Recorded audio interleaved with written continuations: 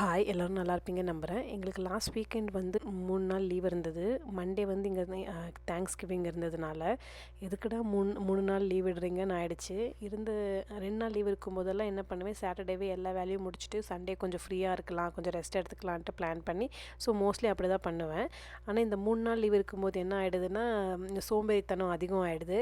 Saturday சண்டேல எந்த வேலையும் பண்ணுறதில்ல, சும்மா அப்படியே இருக்கிற வேலையை கொஞ்சம் கொஞ்சம் அப்படியே பண்ணிவிட்டு மண்டே வந்து மாங்குன்னு எல்லா வேலையும் இழுத்து போட்டு செய்ய வேண்டியதாகிடுது. அதுக்கப்புறம் அந்த மண்டே ஈவினிங் ஆக ஆக ஐயோ அடுத்த நாள் வேலைக்கு போகணுமேன்ட்டு ஒரு ஃபீலிங்ஸ் வேறு வந்துடுது.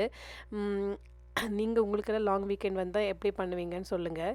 அன்றைக்கி பசங்களோட லஞ்ச் பாக்ஸ்க்கு எங்களோட பிரேக்ஃபாஸ்ட்டுக்கு சேர்த்துமே பன்னீர் போட்டு கொத்து சப்பாத்தி மாதிரி ரெடி பண்ணி கொடுத்துருந்தேன். அது கொஞ்சம் காரமாகிடுச்சுன்ட்டு என் பொண்ணு சாப்பிடவே இல்லை. அதனால் அவளுக்கு மட்டும் கொஞ்சம் கெச்சப் போட்டு கொடுத்து அனுப்பியாச்சு. இந்த லாங் வீக்கெண்டில் ஏதாச்சும் தீபாவளிக்கு பலகாரம் பண்ணலான்ட்டு பிளான் பண்ணியிருந்தேன். ஆனால் இருந்த சோம்பேறித்தனத்தில் நான் எதுவுமே தீபாவளி வீக்கெண்ட்லையாச்சும் ஏதாச்சும் பலகாரம் பண்ணலான்ட்டு பிளான் பண்ணியிருக்கேன். பார்ப்போம் என்ன நடக்குதுன்ட்டு.